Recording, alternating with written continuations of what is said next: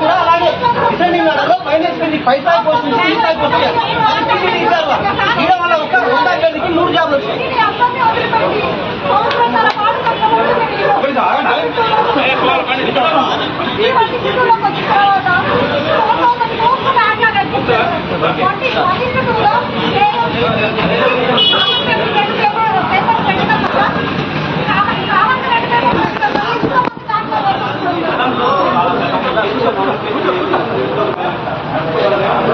చేస్తున్నారు డైరెక్ట్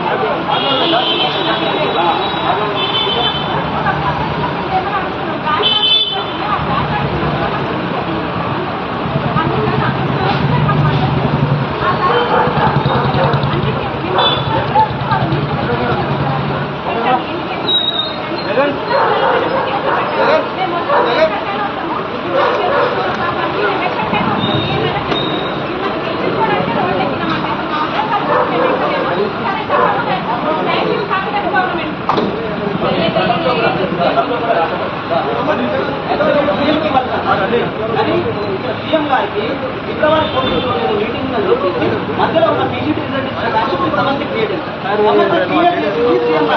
గౌరవ ముఖ్యమంత్రి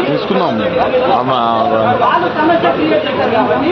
ఇష్యూని క్రియేట్ చేసిన ముఖ్యమంత్రి గారు కాబట్టి మేము ముఖ్యమంత్రి గారు ఓకే చేసుకునేది మా న్యాయబద్ధమైన డిమాండ్ ఏంటంటే సార్ ఇప్పటికైనా వాళ్ళకి మీరు అపాయింట్మెంట్ ఆర్డర్ చేశారు, పోస్టింగ్ ఇవ్వలేదు కాబట్టి రిటర్నింగ్ ఆర్డర్లో ఫిల్అప్ చేస్తూ ఒక పోస్ట్ కూడా బ్యాక్లాగ్ కాకుండా